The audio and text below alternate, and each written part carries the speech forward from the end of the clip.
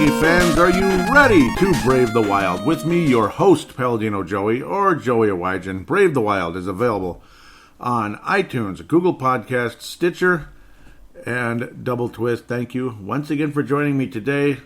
4 games to review, and unfortunately, Minnesota coming up 1-3, but managed 3 points out of a possible 8.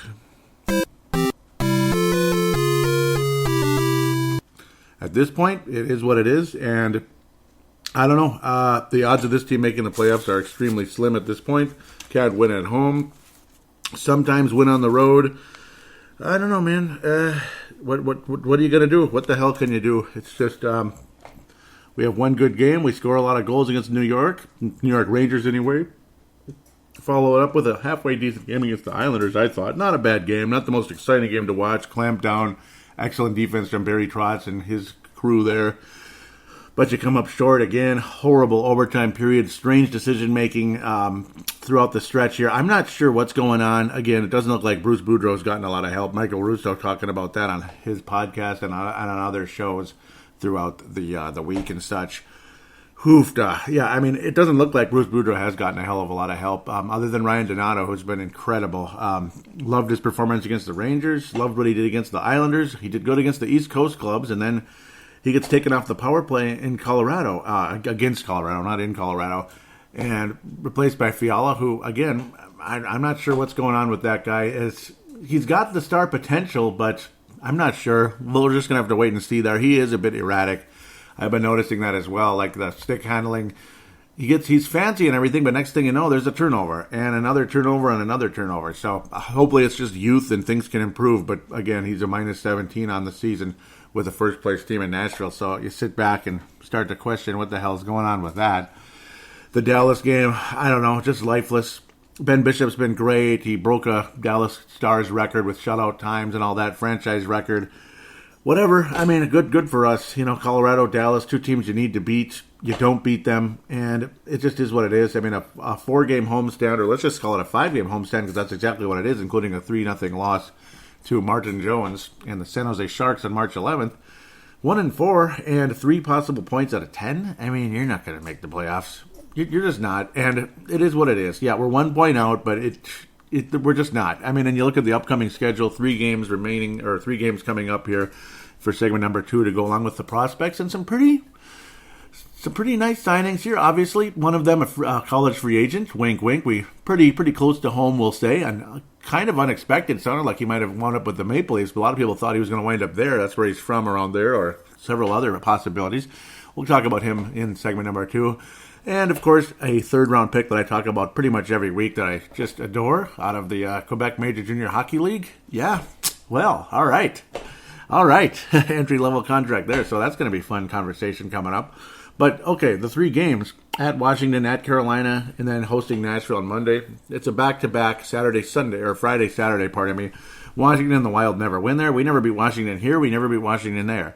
Carolina's always been kind of a weird matchup as well, and, well, yeah, there's a certain left winger who plays on the top line now. He's freaking he's Yari Curry, I guess. Yeah, not really.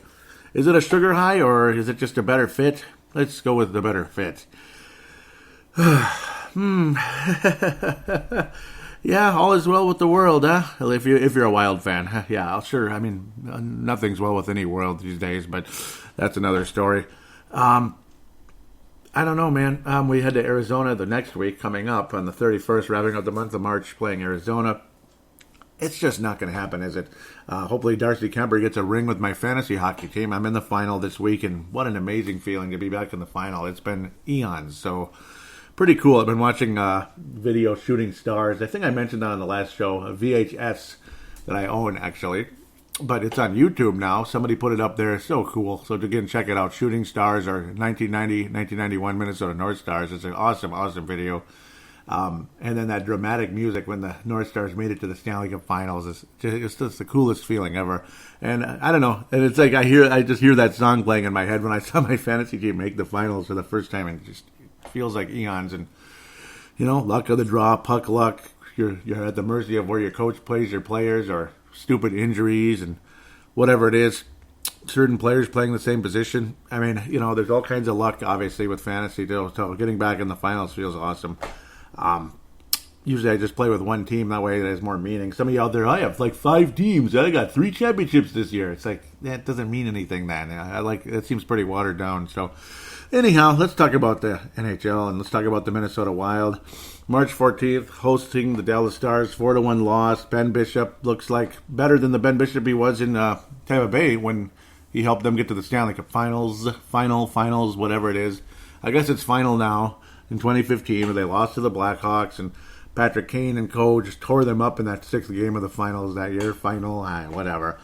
Dallas just looks like the better team. They're scoring goals. We're not scoring goals.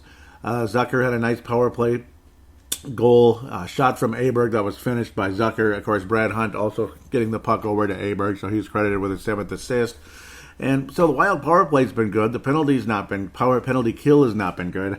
The play in front of Dubnyk has not been so good.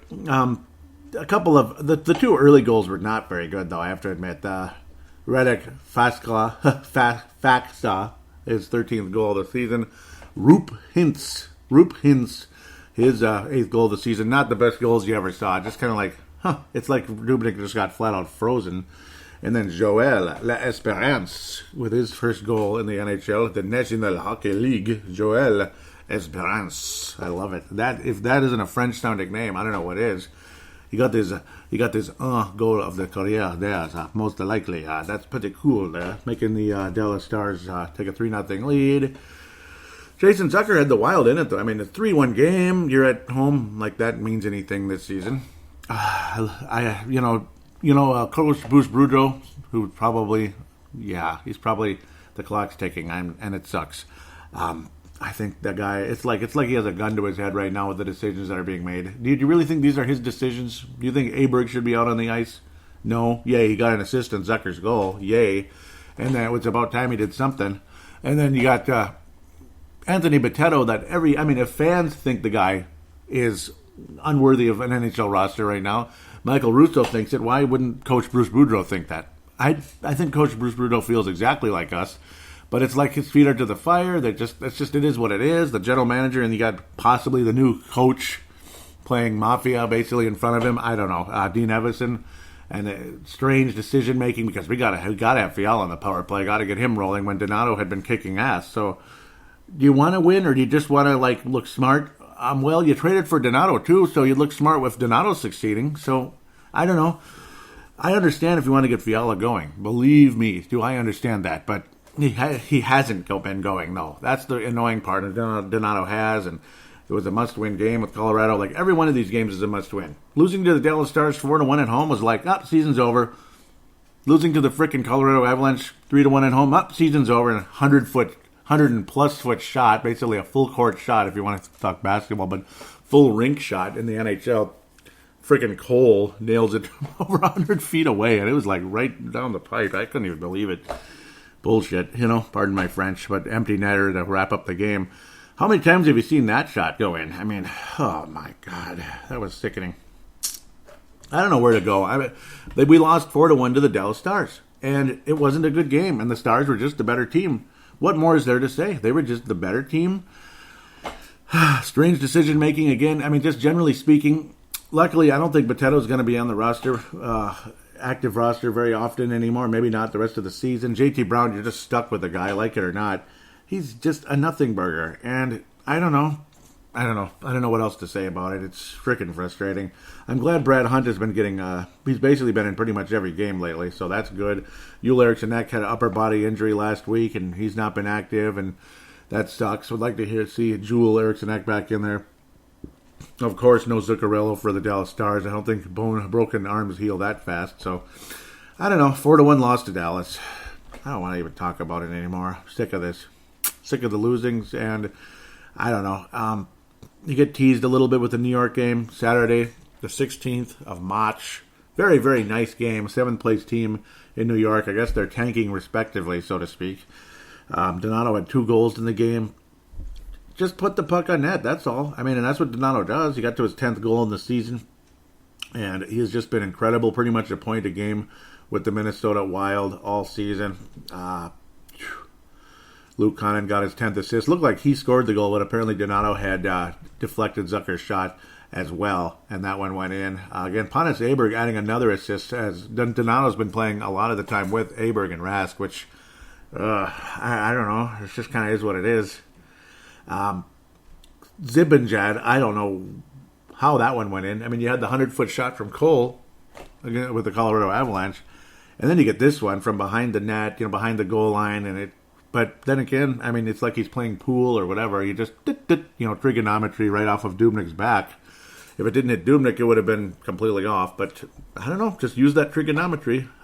Good play by Zibanejad. I don't know if it's mini golf or pool. I guess you could play either one on that one. Maybe like mini golf, I guess, with the stick and everything. But yeah, when you're raising the stick, and beautiful play by Zibanejad. That's why he's got 28 goals, I guess. Spurgeon would add a 13th goal of the season on the power play. The guy is just a stud. Fiala would add a couple of assists during the course of the week, but I don't know. I'm back on the power play again in this situation. See, Donato was flat out taken off the power play in Colorado, which again, in the Colorado game anyway, which just drove me nuts. JT Brown, that's pretty much what he does. He scores in the empty nets. That's about it this season. He's got like 3 of them and like 4 total goals, or is it 3 goals? I think he's got 1 real goal and 2 empty netters at the end of the day for JT Brown. Just a couple of points on the year, despite playing well more than half the games on that fourth line right wing position. Again, it's when you have nobody that shoots right on the roster, and well, somebody's got to be on that fourth line. Well, there it is, and it's like all your right shot players are like fourth liners, and freaking Aberg, he's a right shot, and he doesn't care. I mean, there was an optional skate, and he's like, okay, I'm out of here, and that's basically how Aberg has been. A guy that you think would like to establish himself a little better, especially going into free agency this summer. You'd think he gave a crap, but he's like, I'm out of here if it's optional. So I guess he's just too important for the optional skate. I mean, unless he's got some unseen injury that's driving him crazy and he needs rest, but I don't know, man. I don't know. He got a lot of rest in Anaheim, didn't he? When, I don't even, Carlisle finally had enough of him, basically. So I don't know, but a nice solid win by the Minnesota Wild. Pardon my frustration and negativity here. 5-2 win. It was fun to watch. It was chill. It was fun. But you're playing against a team that cares less than us. And I don't know. That's kind of all there is to say at this point. There's players that care, I'm sure, in New York. But the Wild should be a little bit better than them. And, well, we were and all that good stuff. And you got the empty net to make it 5-2. And Lundqvist is way past his prime. The Wild managed to get almost 50 shots on net in this game. That was pretty cool. So, again, the Rangers' defense and puck possession in this game was virtually non-existent, and the Wild did what they did, and they got a regulation win. So that's good, and that would be it for the rest of the week. New York Islanders, Thomas Greiss out of Germany, just been great in net, along with Fenner, the other goaltender. They basically have a platoon of goaltenders there, 2 goaltenders in New York. I guess it's Brooklyn now. I liked it when it was the Isle, but whatever. Maybe it will be again someday. This Islanders team is hit legit. They're way above 500, 19 games above 500 as of this particular game. Second place in the Met, but back into first at the moment. Now back into second place, unfortunately, I suppose. But certainly playing a great game. Jordan Eberle ended his drought. Anders Lee, who some of you might want to pick up if you're in the fantasy championship bracket. I never did. I should have probably. Hanging around there. He's had a nice, solid season. He scored a goal in the game, of course, and then Brock Nelson. I don't know. Again, this was a weird game. Obviously, good defense on both sides. Alex Stalock was solid. This was a grinded-out defensive game with some decent chances, and Stalock would show his athleticism. Greiss was outstanding. Stalock only faced 20 shots, which, again, that's good on the Wild, actually. I think the Wild actually outplayed the New York Islanders in this game. I thought the Wild deserved a better fate, without a doubt. We really did. But I don't know. Unfortunately, once you get to the overtime period, funny stuff seems to happen all the time, especially in Xcel Energy Center these days. Again, a solid, fun, well-played game. Jared Spurgeon would score against his former team, which I suspected. On the power play, again, Donato would get 2 assists both on the power play in this game for Parise's 25th goal. Ultimately, Parise and Spurgeon literally put me in the final this year because without these 2 goals, I would not be in the final. I'd be in the third place game right now because me and the other guy tied in goals. So look at it that way. The tie basically let me squeeze that's the guy into the final. So, pretty scary thought right there. Thank you, Parisi and Spurgeon. But also thank you, Ryan Donato. A couple of assists in the game. Eric Stahl would add an assist along the way. So, the Wild executing nicely on the power play in this game. And they have done a good job, generally speaking, the past several weeks. But again, the penalty kill not so great. Luckily, the Wild, the Wild did give up a power play in the game. Pardon me, on Anders Lee's second goal of the season. Second goal of the Islanders' second goal, anyway. Lee's 27th of the season, pardon me. Brock Nelson, local guy who, yeah, we'd find out a little bit more about Brock Nelson at the end of the game there. Minnesota Wild, again, would get several chances, but Grace would get the job done, and the New York Islanders just blocking shot after shot after shot as the Wild attempted almost 70 shots in the game. That's how good this Islanders defense is. And again, aggressive play by the Wild. It was fun in that sense, but frustrating that hardly anything was getting past Greece and, of course, the Islanders defense. You go to overtime, and what do you get? You get Eric Stahl, Zach Parise, and Ryan Suter. I mean, really? It's just, like, what were they thinking? Are we tanking responsibly, or are we just going with the veterans because we're going with the veterans and stuff? Why? I mean, Ryan Suter looked like a zombie out there, and he's chasing. Obviously, he's tired, and okay, fine. I'm glad he's tired. So why is he out there? And why does he have to be out there? Because he's the dictator of the team out there. It seems like a nice guy when he talks, but is he a nice guy behind the scenes? Probably not. Because why does this continue? And same with Dubnyk. Seems like a nice kind of. He's okay. He's got a little quirkiness. He'll throw people under the bus sometimes. But well, that's goalies for you. They're very quirky, strange people. Why though? Why do you got to put the oldest guys on the team basically out there? I mean, what's next? Matt Cullen out there in a 3-on-3? Why don't you put Matt Cullen out there and Jaromir Jagr and Chris Chelios too? Why don't you just put them all out there when they're 45 years old and let's go, baby? Well, it didn't work out, and it just didn't. The puck was turned over. Nobody was catching up to Matthew Barzal. 41 assists on the season. That's pretty impressive. Sets up Brock Nelson for the one-time wrister, and that's it. And the game's over, and that was fun. 1 minute in, and it's just like, well, at least it's over. Yay. At least we ended the pain early this time and just ripped that Band-Aid right off rather than sit there and suffer all the way through a stupid-ass shootout or last-second goal by New York at the end of the overtime 5-minute period there. But I don't know. You saw three old guys out there. It's like, we're going to lose.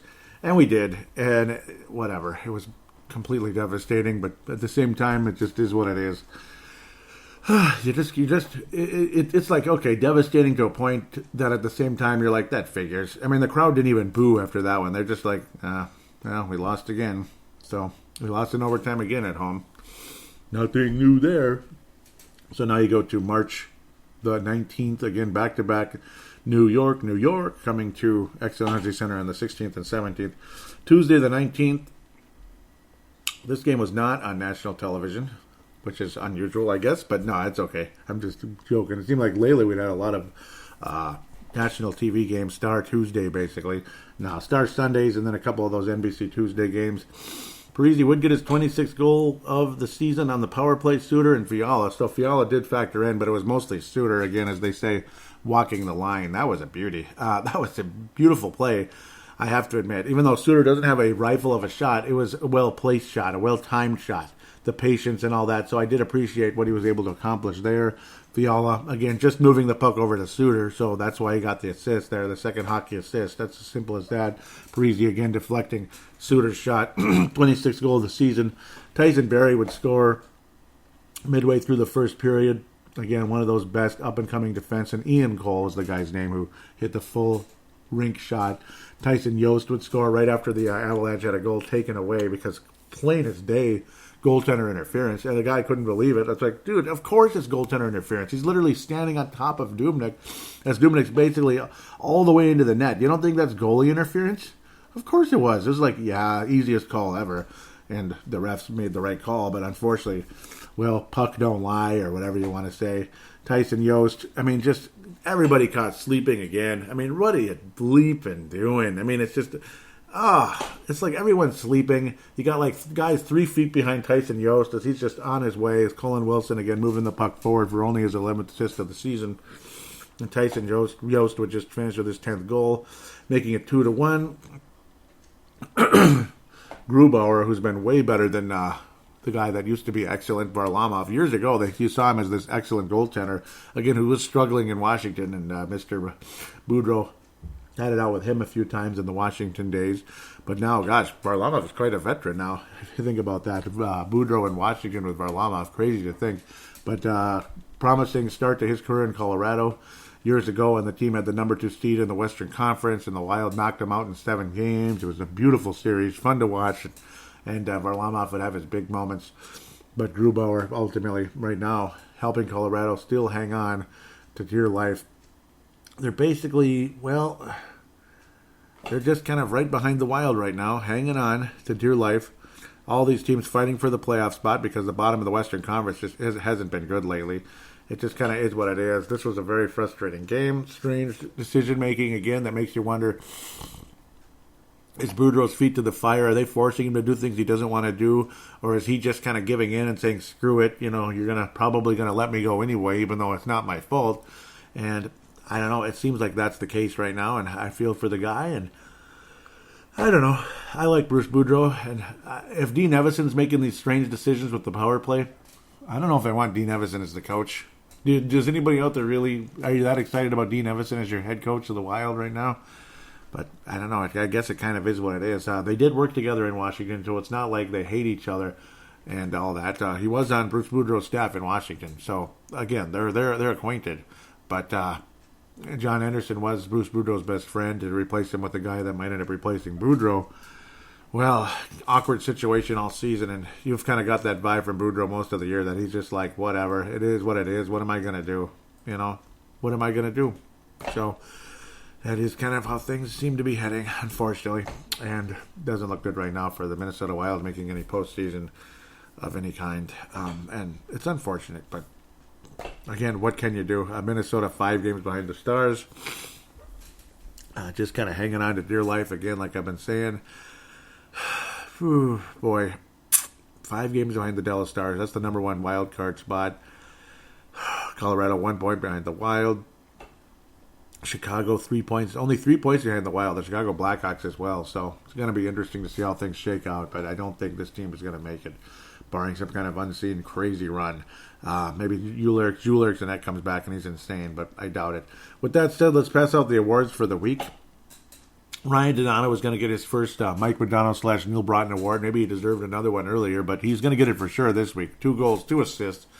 Really carried the Wild against the 2 New York teams this week. Again, should have been on the power play against Colorado. I don't know. I understand you want to get Fiala going. Believe me. But Fiala should be on a power play unit anyway, but maybe not on the top one. This and that. So, I don't know. He hasn't earned it. Fiala has not earned it. He's not been that good. 4 points since joining the Wild so far. Only 2 goals. And they were both in the same game. That Nashville game in Nashville. About a week and a half ago now. So, I don't know what to say at this point. But Donato deserved a Modano Broughton Award this week. And the James Shepard Memorial. Oh boy, it could be certain people. I don't know. The fourth line this week was not good. I'd have to say they had some rotten games. They were lousy against Dallas. They weren't really good against Colorado either. I'm just generally speaking, I don't think it was a good week for a lot of the lower lines. Unfortunately, Greenway has completely stopped scoring, and that's really frustrating. Heck, Donato was a -3 against Colorado this week, but again, not put in a good position. Still managed 5 shots on net. But generally speaking, the third and fourth lines, not so good. Pontus Aberg, just whatever. JT Brown got his empty netter. That's great. I don't know. You don't have Botello to pick on right now. Steeler's usually decent enough. He gets his hits, he gets his blocks, he does his thing. He doesn't play a whole lot because he's basically the 6th defenseman on this current roster. So, I don't know. The nasty turnovers by Fiala. So, just kind of like a collective team thing here when it comes to the Shepard Memorial. Victor Rask had some good moments, had some awful moments. I don't know what's on that guy's mind half the time. So, just kind of generally speaking, the lower lines not so good defensively. this past week, particularly in that Dallas game. It was pretty awful, and it didn't help Dubnyk at all in a lot of those situations. So with that said, that should wrap up segment number 1. We'll be back for segment number 2. We got 3 games to preview, like I said, and talk about some nice additions. Hopefully we got a more positive future, certainly than the current roster and current state of the Minnesota Wild.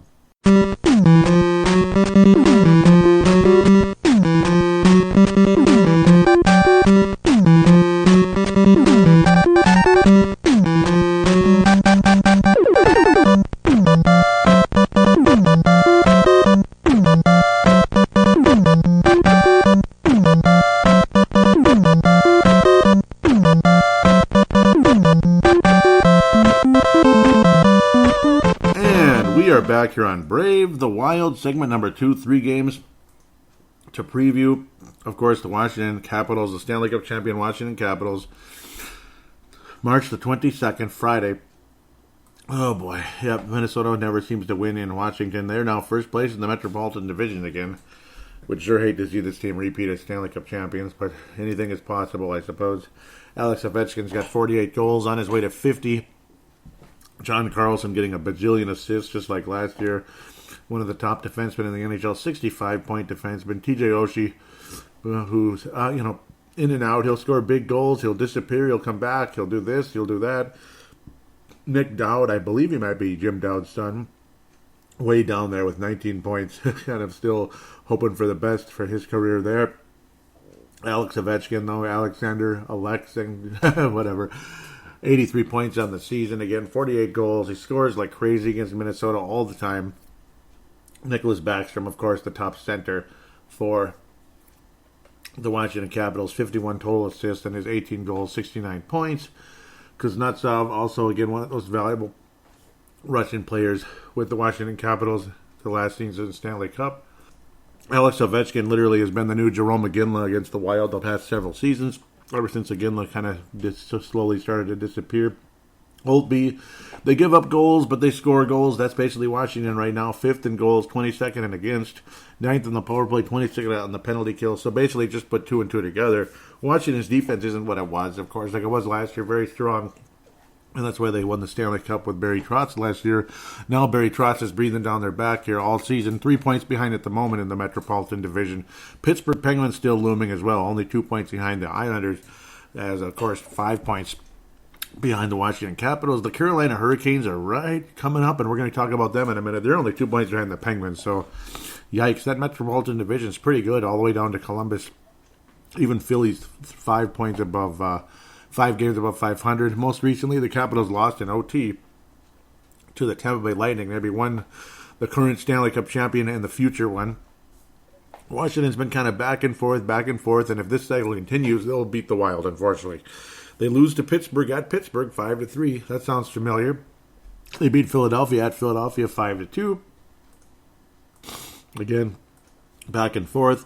They lose at Tampa, 6-3. To the Capitals, they beat New Jersey 4-1. No huge surprise in New Jersey. And then at home, a 5-4 loss to Tampa just recently, and they will be hosting the Wild tomorrow night, which I think will be something along the likes of 5-3 loss for Minnesota. I think this Washington team is just they're gonna put the puck in the net. They do what they do. Again, Alex Ovechkin will probably get 2 goals in the game. He'll probably get his 50th goal, I'm guessing. More than likely, I think Alex Ovechkin will be celebrating his 50th goal. And I'm not trying to be smart. I'm not trying to be rude. I'm not trying to be anything. It's just how it is. As the song goes. Some things never change. Right now, Alex Ovechkin owns the Wild, and I believe he'll get 2 goals in the game and get his 50th. That's just that's what kind of season it's been for Minnesota, unfortunately. The most likely guy to score for Minnesota. I think Parisi's going to continue his trend and get to his 27th goal. One way or another, he's going to get her done. He's going to get his 27th goal of the season against the Washington Capitals. Maybe he'll get a hat trick. Maybe he'll get all 3. Probably wouldn't be surprised if guys like Zucker, maybe Fiala finally finds the twine again. That would be really nice because, again, he has scored in only 1 game for the Minnesota Wild since joining the team so far. Luckily, it was a 2-goal game against his former club, but it is what it is. Minnesota loses to Washington 5-3. High-scoring game. Back-to-back situation. This team is better than a 4th-place team. They're 15 games above 500. They're 6th in goals against. So, again, strong goaltending in front of the Carolina Hurricanes. Strong goaltending by the Carolina Hurricanes. Curtis McElhenney, who's been very strong all season. Peter Mrazek, both backup goalies for Detroit, and others along the way. I think McElhenney, he was with the Jets, wasn't he, most recently? Not too bad. Allowing about 2.5 goals a game. Mrazek, I can't even say his name right. Peter Mrazek, former Detroit Red Wing, 4 shutouts on the season. Both of them, again, very strong in front of... very strong protection for their club so far this season. Goals against average, again, 2.5. Save percentage by McElhenney, about 91%, almost 92%, where Mrazek is about 91. Sebastian Aho, who's one of the reasons why Sebastian Aho, who's, again, one of the major reasons for Nino Niederreiter's success. Familiar guy, now a member of the Carolina Hurricanes. Nino Niederreiter in 26 games has 23 points, 11 of them goals for the Carolina Hurricanes. Again, very, very strong performances going there. Dougie Hamilton, again, one of those nice, solid defensemen. He puts points on the board. He was a high-scoring 40-point guy for the Calgary Flames. He's about that right now, 32 points on the season with 9 games remaining. He's got a shot at it. He's probably not going to get it. Justin Williams, the veteran, former Philadelphia Flyer, and many other teams over the years. Michael Fairland, another former Calgary Flame. That was a big trade that brought Elias Lindholm to the Calgary Flames, and what a trade it's been for them. But luckily, Carolina hanging on very strongly. Teuvo Teravainen, he's been unbelievable as well. 48 assists, very strong center with a long, great future ahead of him for the Carolina Hurricanes. Against Sebastian Aho, 30 goals on the season to lead the way, 78 total points. Franchise type of player for Carolina. This is a team that's really got something cooking, boy. I mean, there's a chance. Former hockey team for Victor Rask, of course. He only had 6 points, only 1 goal with Carolina after, again, cutting his finger in the offseason while cooking. So at least he's a good cook, I think, maybe. He's probably not a good cook if he's cutting himself, but who's to say? I don't like this game either. I really don't. Carolina's playing fantastic. They deserve to be in the playoffs, and heck, they might even make a playoff run. They might. I kind of like this team. I'm annoyed that I'm annoyed with the success of Nino Niederreiter because he didn't do it here. He just wasn't, and he wasn't going to. Carolina's 4-1 in their last 5. They beat Nashville in Nashville 5-3. They win in Colorado with a shutout. They win in Columbus, or lose in Columbus with a shutout on the 15th. Back-to-back situations. Buffalo, again, just Buffalo can't beat anybody. They stink lately. 4-2 loss for Buffalo. Victory for Carolina in North Carolina there in Raleigh. They beat the Pittsburgh Penguins most recently in the shootout. Very impressive. 3-2 victory officially for Carolina. So basically it was a 2-2 game, and then you get the shootout. But Carolina's a team that I think is playing fantastic hockey right now. To not only say this isn't going to be an easy game, I don't think the Wild win this one either. I just don't. I'm not happy with the play of this team right now. And do you blame me? I don't think the Wild beat Washington or Carolina. I think these are both losses. Again, not trying to be, I could say this 100,000 times. I'm not trying to be negative. I just don't see it happening. 4-2 with an empty net. I think Carolina wins in regulation. I think Nino Niederreiter scores against the Minnesota Wild. Jordan Stahl, former, well, obviously, he's been with Carolina for a while. Former member of Ottawa, if I remember correctly. Traded to Carolina years ago to join his brother, Eric Stahl, of course, in Carolina, who had been there forever until being traded to the New York Rangers and ultimately signing with Minnesota 2 years ago, was the veteran Eric Stahl. I do believe that it's been 3 years for Eric Stahl already, hasn't it? So it was 2 years ago, but this is his 3rd year already. Isn't that weird? Carolina will host the Tampa Bay Lightning in between now and then. That's not going to be an easy game. They're playing them tonight, Thursday night, the 21st. Unfortunately for Carolina, but we'll see. I think Carolina wins 4-2 with an empty netter. I do believe Eric Stahl will score against his former team.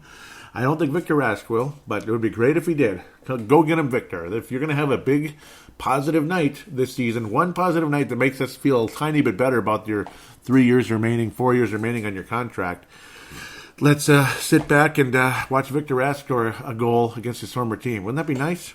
Wouldn't that be nice? But I do believe Nino will score against Minnesota just because that's how it always is.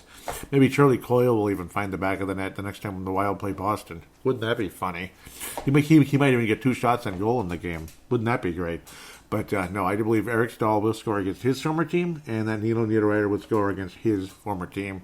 But Carolina wins with an empty netter, 4-2. Maybe that'll be Nino's goal is the empty netter. Who knows? But that's what I'm leaning towards going into this one.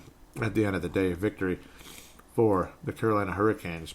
A NBC Sports Monday night game, March the 25th, Minnesota hosting the Nashville Predators. The Nashville Predators, I think this is your lone win during the course of this upcoming week. I think Minnesota always plays Nashville well in Xcel Energy Center. As awful as the Wild have been in the Xcel Energy Center this season, we always play well against Nashville here, and we always find a way to lose there.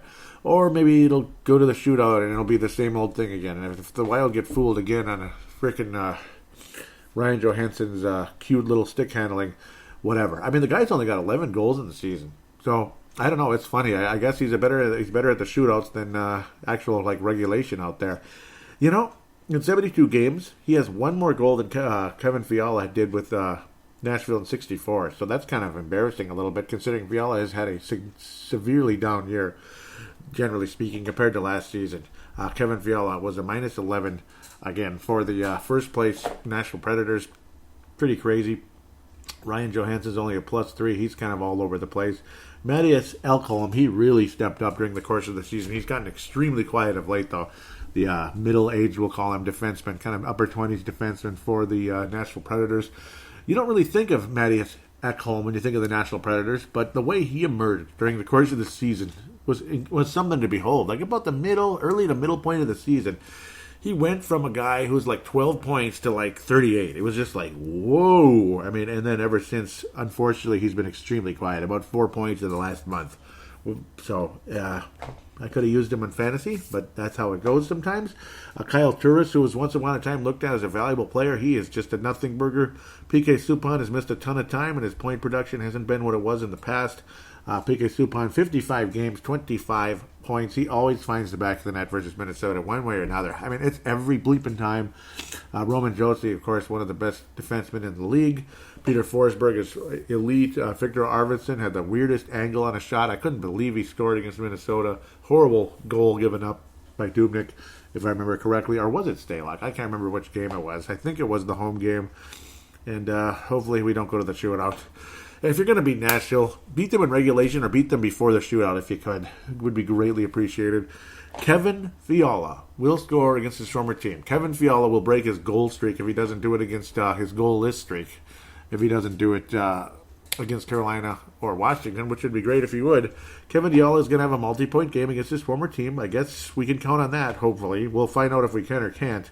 But that's what I think is going to happen. I think Minnesota beats the Nashville Predators with Dubnyk versus Pekka Rinne. There is no home and home this time, so it will absolutely be Dubnyk, barring an injury or some unseen, like, hell with this crap. If Dubnyk absolutely breaks the levees, so to speak, against Carolina and Washington, or has the levees broken, so to speak, against him. I can't believe how much Ryan Hartman has fallen off either. What a nice start to his career with Chicago.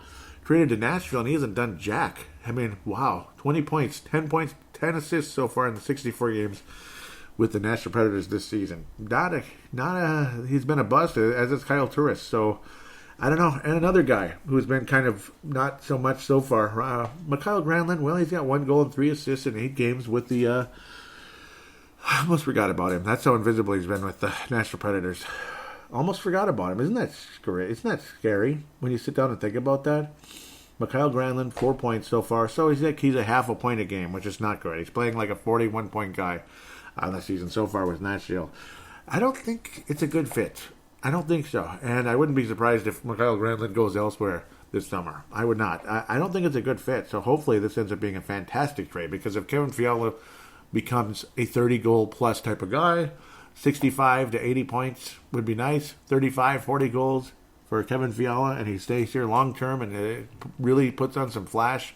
Maybe a little bit of that jersey flap action like Mike Modano back in the day. Just saying. I don't know if he's going to be that explosive, but we'll see.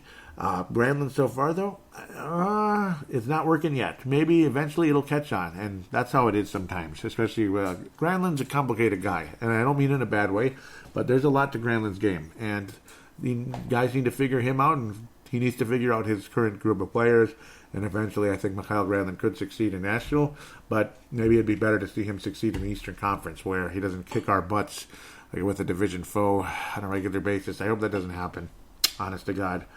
As much as I like the guy, I have nothing against him. Nashville's been playing very, very well lately anyway. They had lost 2 games in a row versus Carolina on the 9th, 5-3. They lost to the Ducks, wow, in Anaheim, to be fair, 3-2.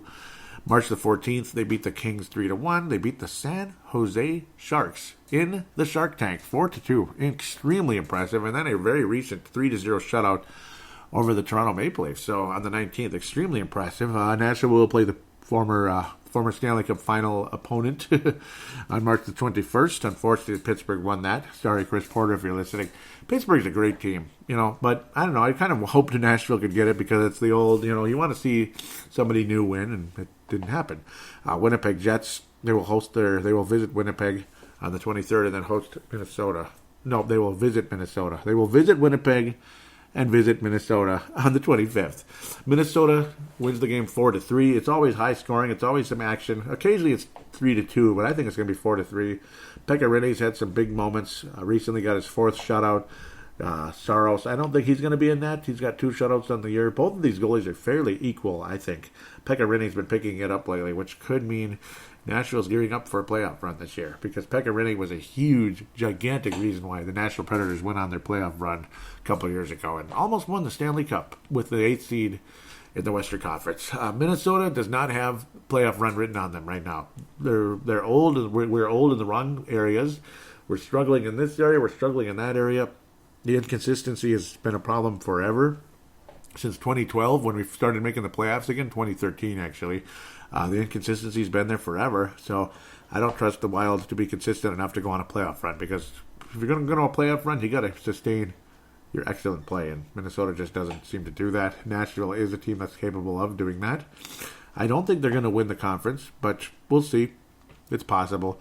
They're in second place right now, 3 points behind the Winnipeg Jets, who I think are ever more capable of winning the Western Conference. But I think the Pacific Division is going to win the Western Conference this year. I think it's going to be Northern California or Alberta, if you know what I'm saying. I think the Sharks or the Flames win the Western Conference this year. I'd be surprised if it's Winnipeg or Nashville, honestly. But if anybody from the Central Division goes to the finals, it's got to be Winnipeg, right?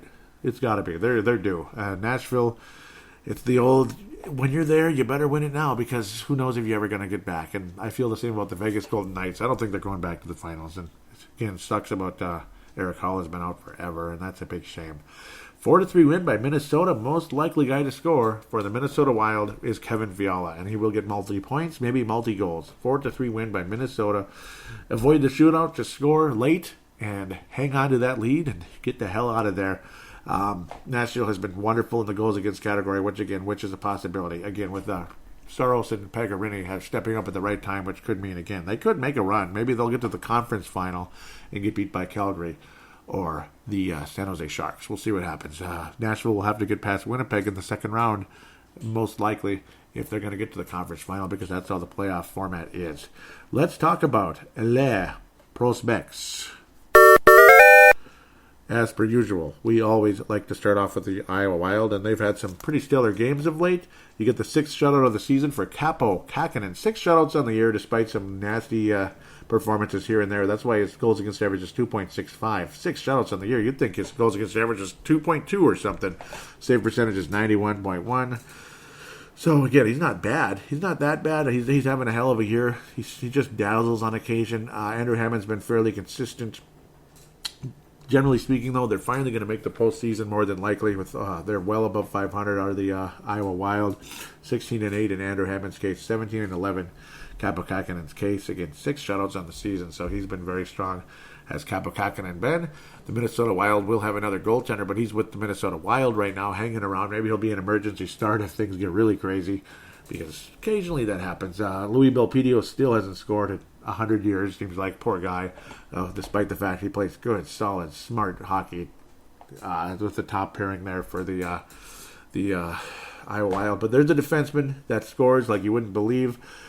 But he had his fifth. He had a second 5-assist game, and one of the assists was taken away. So Brennan Menell, 37 points, not 38 points on the season. He's a plus 17, which is tops on the team by 4 points ahead of Matt Bartkowski, who played for the Wild and Calgary Flames just a year ago. Played with Minnesota for a short stretch this season. Left shot defenseman Matt Bartkowski. As we just love left shot everything, except Brennan Menell's a right shot. Again, a little too young to be in the NHL level, though. That's understandable. That conversation has been brought up, and I agree. He's a little bit too young, but we'll see. This guy's definitely got an NHL future. He's got the skill, he's got the vision, and he's not that small. He's smaller, but he's not tiny. That's the good news. Stamkos really stepping up this week. He had a 4-point game. He had another one. He had another assist in the game. He had a 2-goal, 2-assist game. 13 goals, 21 assists, 34 total points for Stamkos. So unfortunately, Anas, who's still -8 on the season. Sokolov's been getting a couple points, 3 points this week, a couple goals, an assist added on board, or excuse me, a couple of assists and 1 goal added, I should say. 13 goals, 27 overall points. He's a -4 on the fourth line. He did assist on Will Biden's 8th goal of the season, as those two again playing on the fourth line together. Will Biden, 20 points now.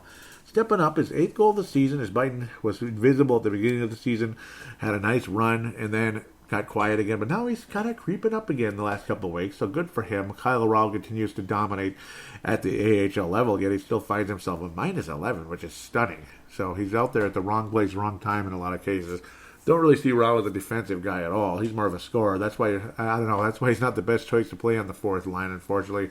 Cale O'Reilly is the best overall player on the team, but he's also one of the oldest, unfortunately. So it is what it is.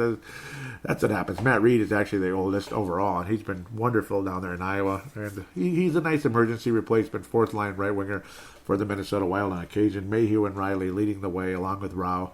But Menell tops on the team for defensemen, 37 total points, only 2 goals, but he is a power play phenom down in Iowa. And I think Brennan Menell will be a power play phenom in the NHL one day. An undrafted free agent. Wonderful. Wonderful addition. Very, very, very exciting. Mason Shaw stuck at 29 points at the moment. Quiet week again, unfortunately. Mitch McLean pops in a couple points here and there, but he's out of Baxter, Minnesota. He's got 27 total points. He's one of the centers on the team. Third line center, I would have to say. Though, gosh, it's kind of a mess. Kind of a mess who plays where on this roster, but generally speaking, Mitch McLean has been a third line player so far for the Iowa Wild, occasionally on the fourth line with Biden and Sokolov. So, gotta love it. Sokolov's been packing in the points slowly but surely, just chipping in here and there, and that's how the fourth line is. Would like to see Sokolov on the top 2, the top 6 at some point. I think then there come the points. But the think about 27 points in the fourth line, it could be a lot worse. So, we'll see what happens in only 52 games. So, at least Sokolov has been productive on occasion. Anas has been wonderful the past month or so, and huge week for him. Brennan Menell is probably the MVP of the team, if other than Cale O'Reilly, who's dominating, obviously, 57 points. But he is what he is, a career minor leaguer. So, let's talk about the additions and all that.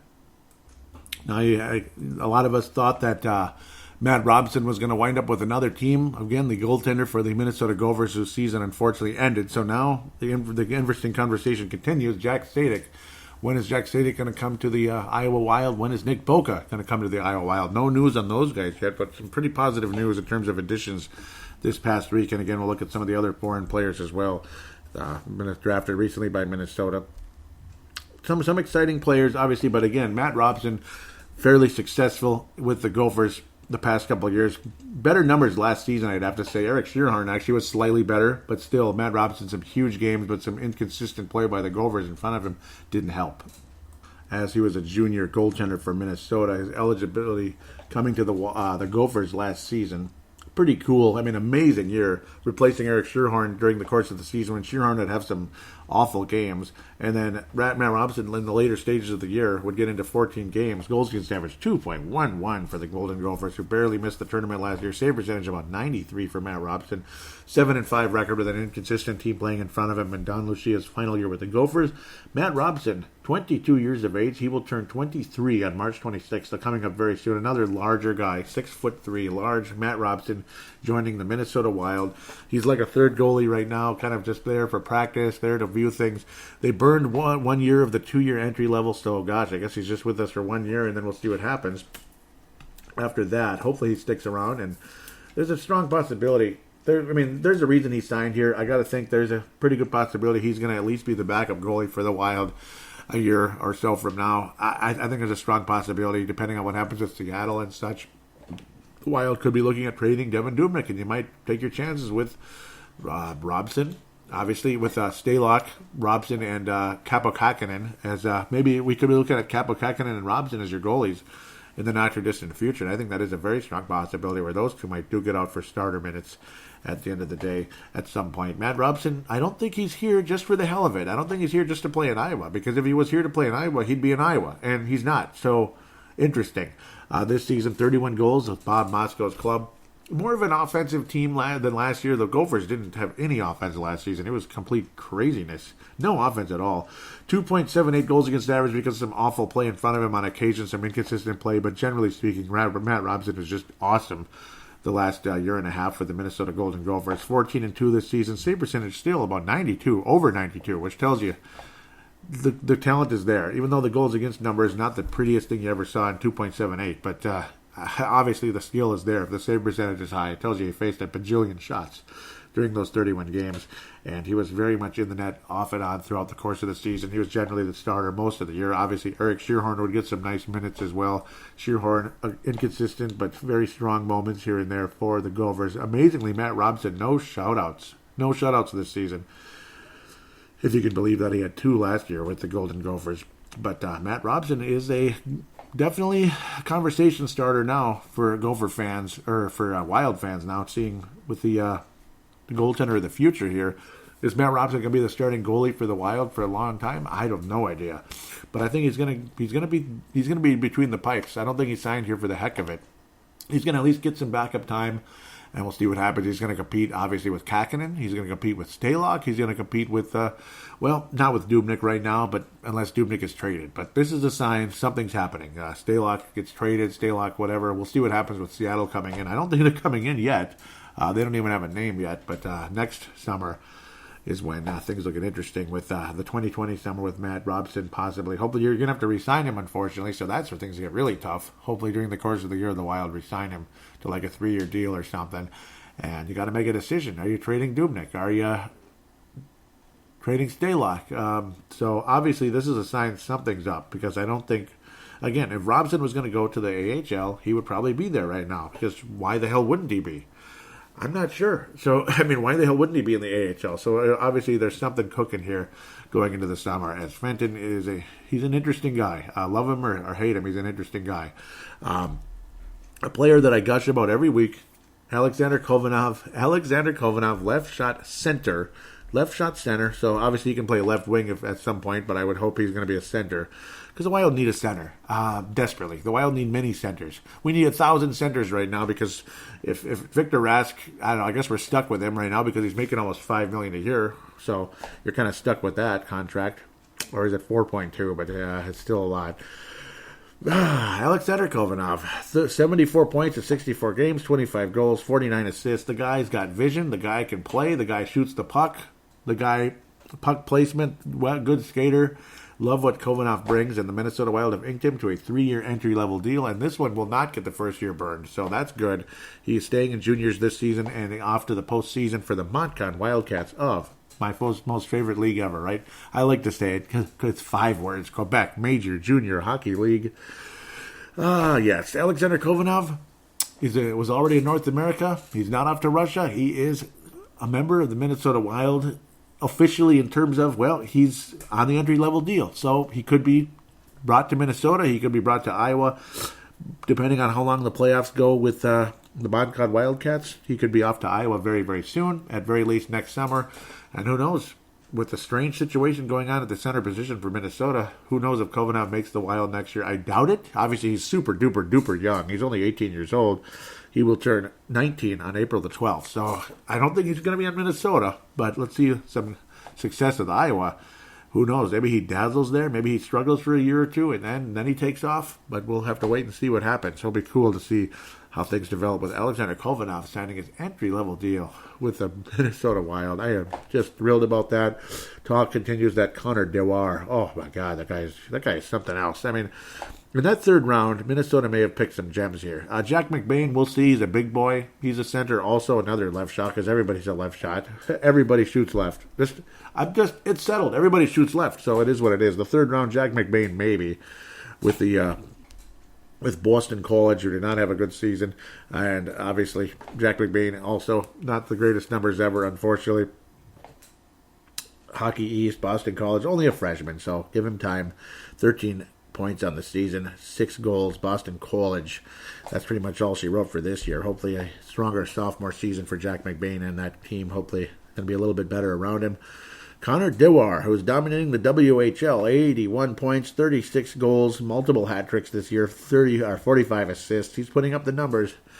Boy, but he ain't one of those Lemieux, Connor McDavid types of those 200-point seasons or anything. But, well, we'll see what happens. The average Silvertips, Connor Dewar, talk is from Michael Russo, and he will go pro next year. So hopefully an entry-level contract and off to Iowa. And, I mean, pretty soon we might be looking at a pretty exciting Iowa Wild team here coming up. And that makes me happy because it's fun to keep up with the guys in Iowa. You know, they're all there together, working together, ready to go. So when they come to the NHL, if they all come up, somewhat close together, the chemistry's already there a little bit. They already know each other. They already know the tendencies, the pluses, the minuses. And then you got yourself a pretty good hockey team because look at Nashville. So obviously with the Milwaukee Admirals working together, the Admirals are good every freaking year. They've been good since 1970, basically, the Milwaukee Admirals, well before Nashville existed. But just saying, I'm just messing around. But hopefully that's the case with Iowa. I am really looking forward to the Iowa Wild becoming a really damn good AHL club, and of course working with all these guys on the same team and building that chemistry. And it's going to be fun to keep up with in the coming years here with Connor Dewar. Hopefully he's going to be a star for them and hopefully a star for the Wild one day. But talk is he will go pro at some point very soon here.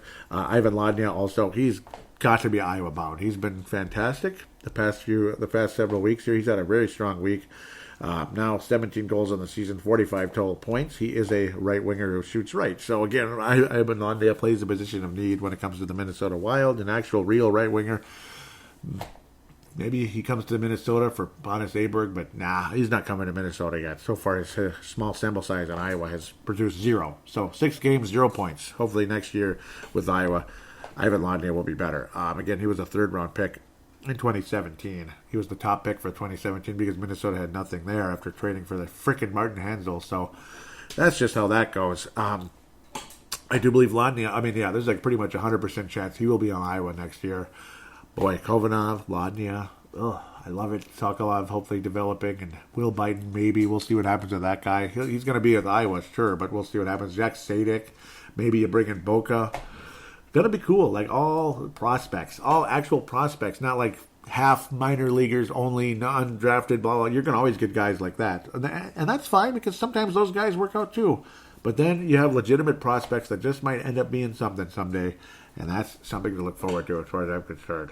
Again, Brandon Duhaime, odds are he's probably going to stay for his senior season. That's my guess. But who knows? Everybody, we'll see what happens. There's been no decision on that thus far. Brandon Duhaime for the Providence College there in Massachusetts. They have a chance to win a national title this year. Nick Swaney, gotta love him, out of Duluth. Sophomore season, 14 goals, more productive in the goal department. Last year he was more of a playmaker. This year more of a goal scorer, and again some clutch game-winning type goals. And we'll see what Minnesota Duluth does going into the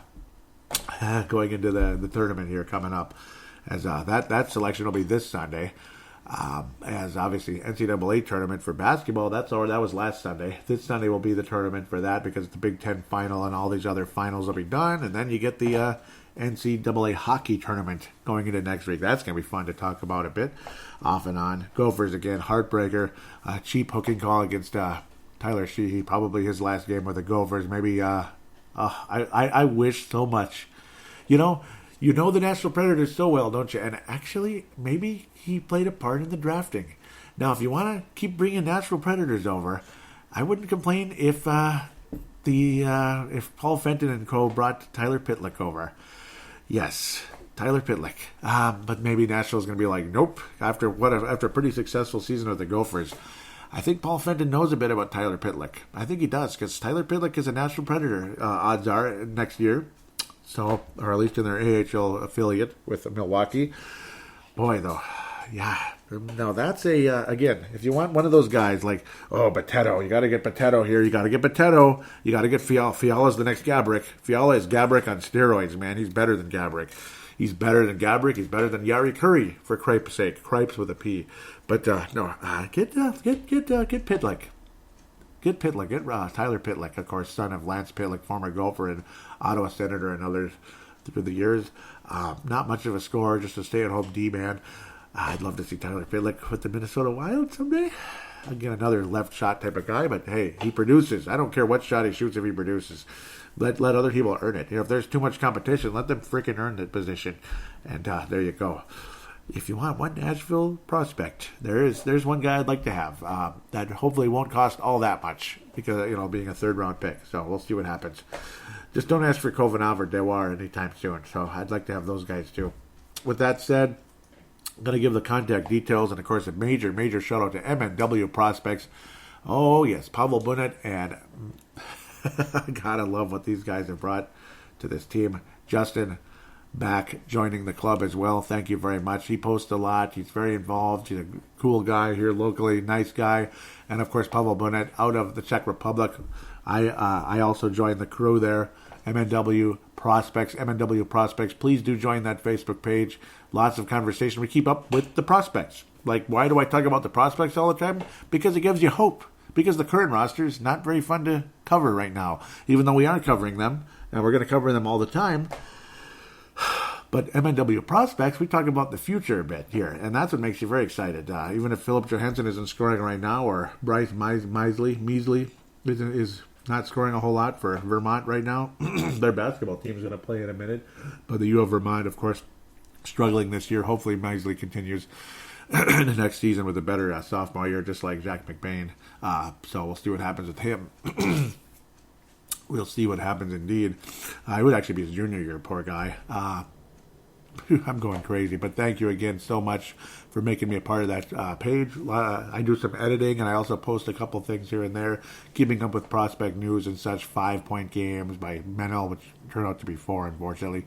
One assist taken away, but whatever.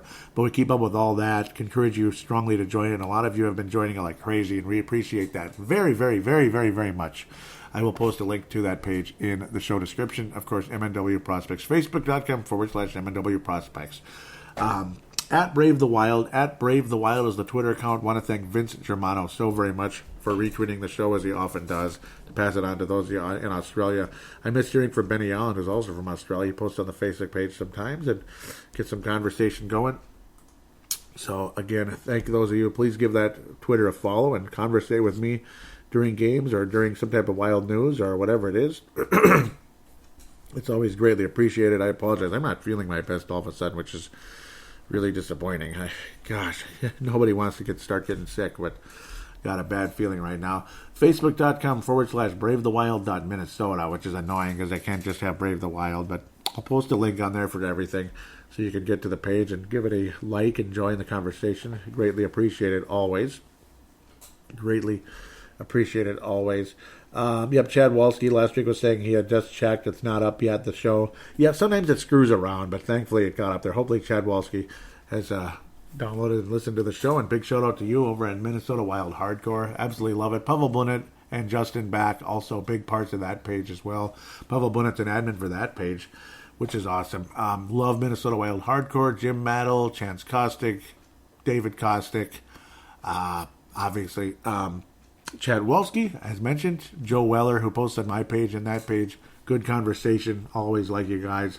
Joe Weller can troll a little bit, but he's not a bad guy at all. He's just playing around mostly, just having a conversation. He's not really meaning to give you a hard time. So again, thanks for being good friends. You might get a hardcore patch, which is awesome. Listen to that. Yep, these beautiful little things. I love these hardcore patches. Got to get them on the jersey ASAP. I have 2 of them, so I have one not on a jersey, one on a jersey. Love these things. One of them will get on again. Got to get around it. A Minnesota Wild Hardcore patch if you happen to get chosen or whatever. You pick the right score, pick the right scorer, this and that. That's what'll kind of get you going in that conversation and such. So with that said, there is a little conversation on Matt Robson. Jim Polton says, awesome. He'll play in Des Moines for a period of time. Really hope he gets a shot at the bigs, and I hope so too, Jim Polton. Thank you very much, and I hope he indeed will wind up with the Wild and be a long-term future in one way or another as a backup or a starter, and it's a sign of things to come. It really is, and I'm very, very pleased with the signing. I think there's a really good chance there that we were very fortunate to get him, and there's a chance that something's up here. That's why he chose us versus others. And he also said it's become a bit of a home for him the last 2 years. So thank you again, Matt Robson, for jumping on board, and thanks Paul Fenton and crew for getting it done. So with that said, I'm going to give all of you the final contact details. The phone lines, 209-736-7877, 209-736-7877. It is a voicemail. Do treat it as such. Mention that you're calling in for Brave the Wild. Your statement, shout out, comment, question, and opine. Thanks again. 3-minute limit to that one because it is an actual voicemail. Same thing when you click on the call now button on the Facebook page. That's all you got to do is click on that. It goes through Facebook Messenger to the same number, 3-minute limit.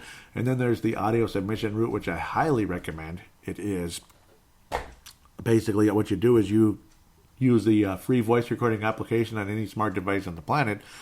Record it, save it, treat it like a phone call. Send the file to paladinolive at yahoo.com. Paladinolive at yahoo.com. Again, that link will be in the show description.